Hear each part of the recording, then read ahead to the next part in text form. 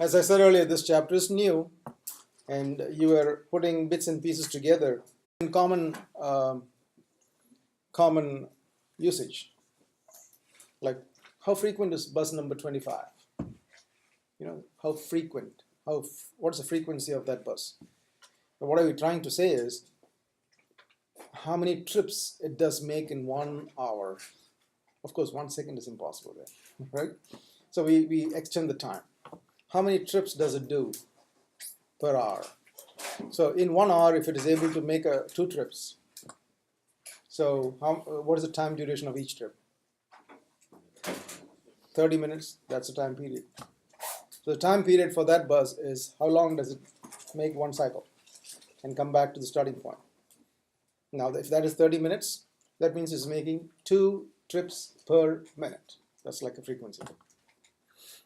Okay, so common usage also is there, the term frequency. So now you're seeing a scientific connection between frequency and time period and all that. Now going back to this equation, look at this. Omega is 2 pi over t. What is 1 over time period?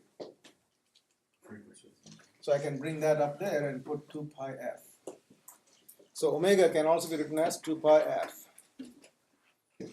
I know I'm adding more and more equations to what we already had. Can't help it. Yeah. So omega is theta over t, where t is any time and the theta is any angular displacement. But if you know it is making 1 full turn, then the corresponding time is called time period. We put a capital T to denote it. And frequency is there. So omega is 2 pi over capital T, or omega is 2 pi f, or omega is theta over t. It's all there. You need to use whichever is required. So we did use this one to find out the clocks, omega. So 2 pi was the total angular displacement. Time period was 60 seconds. So we did it, right? Any questions here? Yeah.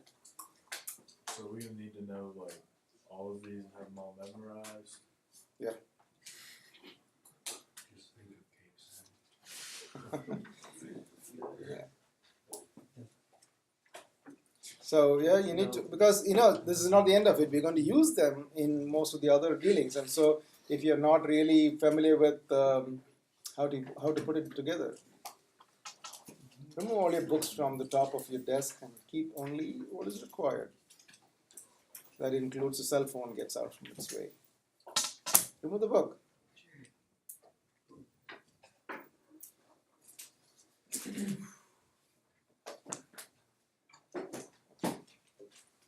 And make sure that's not going to fall off from your lap. All right. Take it out. Okay. I have eyes in all dimensions, so just make sure that. All right, put it away.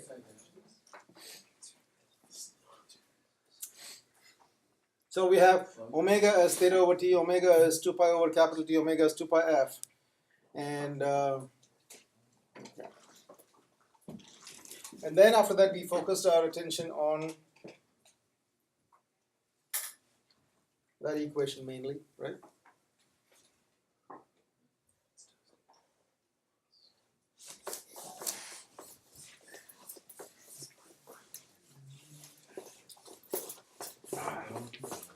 Yes, this one.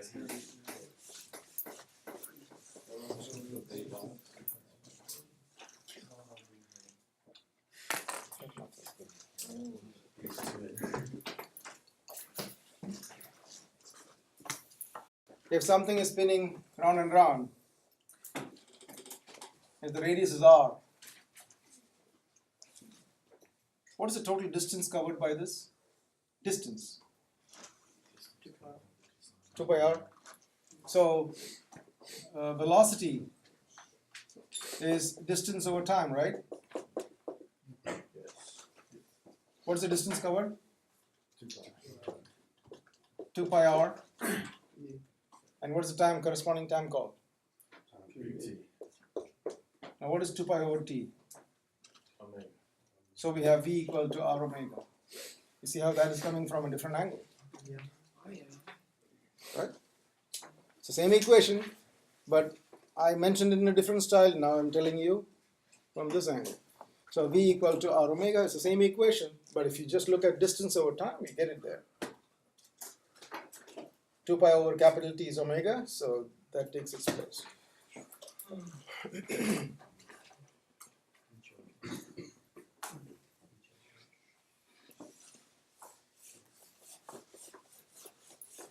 Now focusing our attention on the centripetal force. The centripetal force is mv square over r. So if your car is taking a turn, you're expecting the centripetal force to be provided by what? Friction. By friction. So that's your car. And if your car is taking a turn,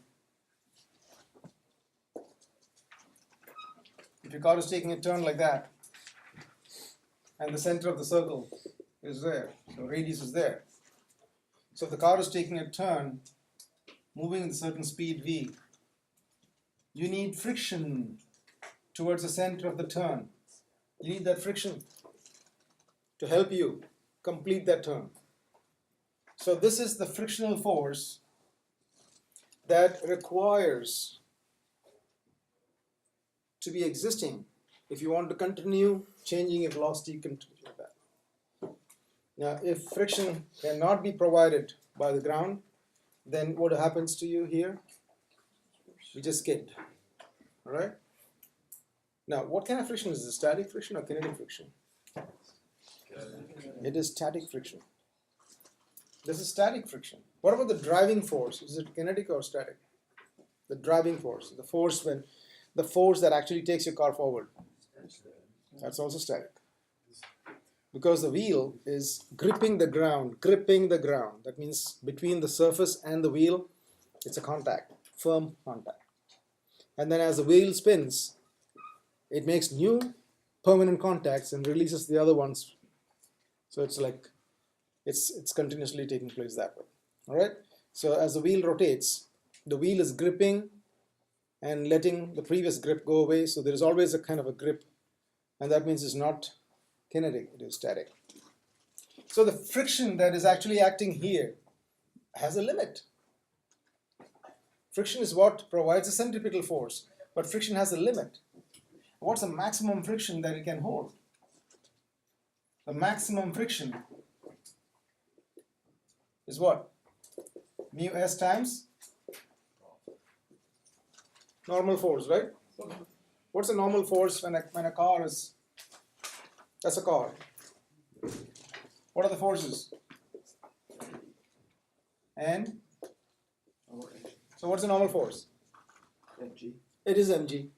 That means the maximum frictional force you're going to get is Fs. Maximum frictional force is mu s times mg. That's a maximum though. That means the maximum centripetal force you can expect from the road is that much. That's a maximum you can get out of that road. Let's do some numerical here. Let's look at the numericals. Now what happens here? Look at this. Mass. Mass does not matter, that means. So whether it's a heavy car or a lighter car, mass is not a matter. The speed depends purely on how much the static friction can give you. So let's say the static friction between the road and the car is 0.8. And gravity, is 9.8. Gravity is 9.8. Is equal to v square, I'll call it v max, because you can't go faster than that, divided by radius of the turn. Let's say you're taking a turn of a radius, let's say 20 meters. So 20. So can you calculate V? Everyone do it. How much is V max? If the car is taking a turn on a road with a coefficient of static friction of 0.8, how fast can it maximum go?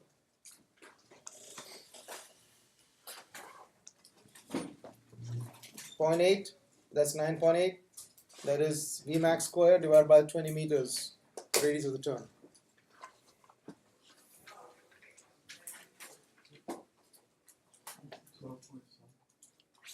12.5 meters per second, right? But how many miles per hour is that? 12.5 meters per second is how many miles per hour? What do you do? First convert to kilometers per hour by multiplying by 3.6 and then divided by 1.6 to get miles per hour. 28.2 miles per hour. You cannot exceed that speed on that turn. You can go slower. So if you're going slower than that, then the static friction is not exceeded. So the static friction is able to, see, static friction can build up from 0 to a max. So if you're demanding something from it, yes, it can give you anything between 0 and the max. This is the max we're talking about. That's why it's a maximum speed. So what is the maximum speed with which you can go with your car on that turn of radius 20 meters? Simple. What is that, 28.2 miles per hour? 20. So if you're going to travel on that same road at 30 miles per hour, it's going to give up. So if you take your car to that speed of 30 miles per hour on that particular road with these conditions, the car is going to begin skidding. And once it begins skidding, then it becomes kinetic friction, which is much smaller than static friction. And therefore, the skidding will not stop that easily. So that's why losing a grip is like losing control of the whole situation. And if you realize that only 4 tiny points of contact is there between your car and the road, and keeping that firmly gripped on the ground is your major goal. So when you take a turn, if you end up going faster than required, on that turn, if you go at 30 miles per hour, it'll suddenly start skidding. And once it starts skidding, the coefficient of friction is lower. So the skidding will prevent it from going along the curve. Instead, it will go straight and crash somewhere. Now, what's the danger? When something like this happens, there are some big dangers that you should be careful of. So as soon as skidding takes place, there's a general feeling that you should, so as soon as the car kind of goes off track, because it's skidding, there's a tendency for people to kind of twist the wheel in order to correct it, right? That's a tendency, just quickly trying to correct it, but it's not going to, obey you, right? You turn your steering wheel, but still it is skidding. But eventually it will get a grip. Sometime it will establish the grip because it's going to slow down. It's not going to go faster and faster. It'll eventually slow down. But the moment it gets its grip, if your wheel is like this, what will happen then? It will all of a sudden start turning. And that means you're now going to start flipping. So you make things worse by doing that. So what is the best thing to do? Is to keep yourself straight. You don't have to turn at all. I know skidding has already started. Now you just pray that you get the grip back. Now, you may end up hitting the fence, but that is far better than rolling. All right? So instead of getting the car rolling, that's bad. So in the likely event of your car going and slipping off, you may change the lanes because of that. But if you get the grip back, you can gently come back into the path. But if you panic and if you start rotating it too much, when the grip gets established, the car suddenly turns through a larger, like steeper turn. When the radius becomes smaller, what will happen then? When the radius becomes smaller, the grip that you're establishing is so strong that the center of gravity is above, it will end up tipping your car. We'll talk about the tipping and all those things later. But the consequence is tipping. So there's a danger of that, tipping effect. All right, so you can see how these things matter. So speed is one factor, and the other factor is the radius of the turn. So if you want to be safe, control your speed. That's mainly because speed is getting squared. and speed is getting squared, even a little change in your speed will definitely reflect in your comfort. Okay? The main goal is don't let your grip be lost. Sometimes you can have hydroplaning on the road. When it hydroplanes, if it's a straight road and you hydroplane, it won't actually cause much of a damage. Yeah, there was a place on 64 that used to have this hydroplaning, chances of hydroplaning, especially with a car with almost flat, not flat tire, but flat treads. You will hydroplane. What is hydroplaning? When a layer of water gets between the tires, so you're not providing any tread for the water to escape. And so what happens is, like, it's a flat surface. So the whole tire starts gliding instead of gripping. And when it starts gliding, and if it's a straight road, you just keep steady, it will establish the grip somewhere, and then you can keep going. But if it does not establish if it's a turn, that's the dangerous part. If you're on a turn and if it starts hydroplaning, then it becomes harder to control. And that's the reason why you're told not to put your car in cruise control when it's raining. Right? Don't drive on cruise control when it's raining, because cruise control is the traction on the wheels is provided to maintain the car speed. So if the car speed is low, it will provide more traction to get your car back to that speed. So the car is attempting to do that. Now what will happen if you're hydroplaning? The car doesn't realize it. The car doesn't realize that you're hydroplaning. So what happens is, because the wheel is kind of free, the car wheels kind of spin very rapidly. So when it spins rapidly, that also is not a big deal, but which wheel is going to first establish contact, grip, that matters. If one side establishes a grip and the other is not established yet, then you will turn around. Okay, so yeah, a lot of consequences, these equations. If I spin this like that, okay, at a certain frequency, okay, how many times am I spinning? I can just calculate right now.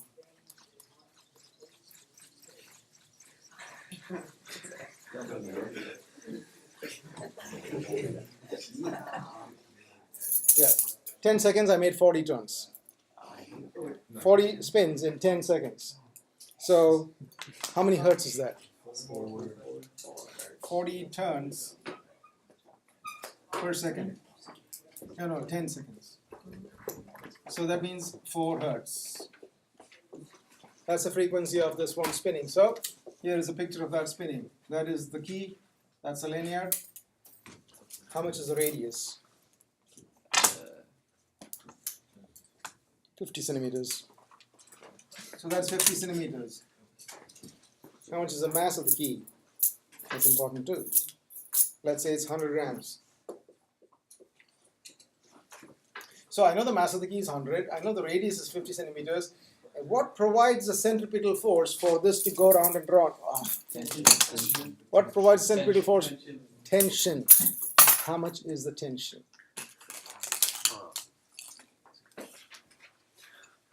How much? The centripetal force is provided by tension. In which direction? Towards the center, towards my hand. And the tension is directed that way. And how much is the tension? Tension is the centripetal force.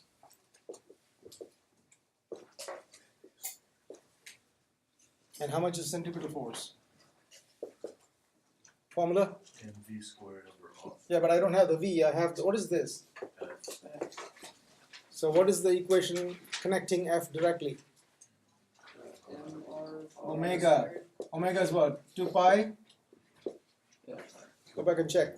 Omega is 2 pi F. So if frequency is 4 hertz, how much is omega? 8 pi. So omega is 8 pi. Now centripetal force is m r omega square, right? Substitute. You know everything here. Mass, how much is mass? 100 grams. So it's 0.1 kilograms. How much is the radius? 0.5. 0.5 meters. And then you have 8 pi squared. How much is that? How much is the tension? How much is the centripetal force? That is the tension.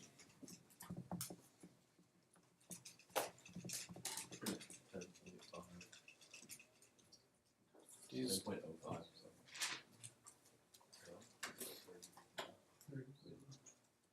You square this?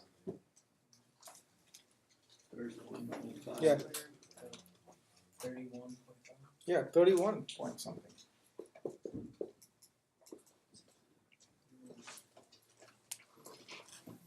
Because 8 pi itself is around 25-ish. 31.6. Okay. So the tension that was pulling my hand is 31.6 newtons. And without providing the tension, it's not going to go in circular motion. Right? Now, how many of you have heard of the term centrifugal force? What is a centrifugal force?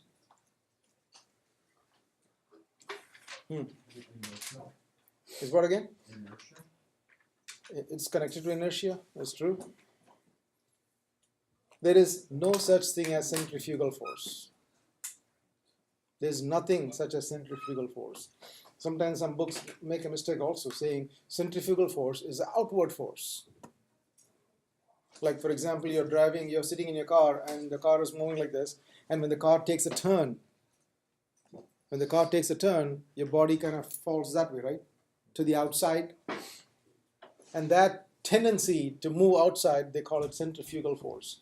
But there's no force pushing you that way. And what is happening is this. When you're going straight like this, your body is in motion in that direction. And when the car takes a turn, the friction on the wheels takes the car around, right? Your seat is providing you a friction on you, and that is what takes your bottom of the body with the car, but the top part of the body is not getting any centripetal force. So as a consequence, what happens is your top part of the body wants to continue by inertia, right? It wants to continue straight, but the bottom part is gone. So what happens is there's a tendency for you to fall back this way. It looks like as if you are being thrown out, but actually it is not out. So yeah, so there's nothing called centrifugal force. There's nothing like that. But you can call it centrifugal effect. It is not a force, but it's an effect. So what is a centrifugal effect? Centrifugal effect is something that is taking place because of the missing centripetal force.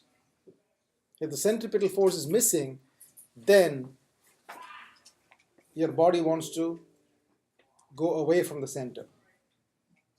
You get it? Your body wants to move away from the center. That's because centripetal force is missing. So what happens is this. The moment your car starts turning like this, your body wants to go this way, right? So what do you do? What do you do to prevent your body from leaning this way? You grab something, right? Yeah. You grab something, and then that tension in your hand provides the centripetal force. You get it? If you grab something, that will provide the centripetal force for you to go. You have to provide the centripetal force somewhere. A merry-go-round. If you're sitting like this, and the merry-go-round is kind of beginning to spin, your seat is fine. You're holding, your bottom part is nicely on the seat. So your bottom part is going to go in circular motion, perfectly fine. The top part of the body starts leaning out. That is a centrifugal effect. Now, what do you do to prevent it from going like this? You grab something there, right? You need to grab onto something, or you have to lean on something. And you'll see that many times it happens, when you're on a roller coaster.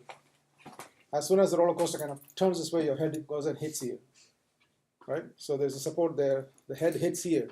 And then when the head hits the support, the normal reaction provided takes your head in the direction it wants to take it. So if you don't have that support, then your head will be like swinging back and forth like that because the head is free. So it's kind of tough. Anyway, you need a centripetal force for it. What is a centrifuge? Have you heard the term centrifuge? What is this?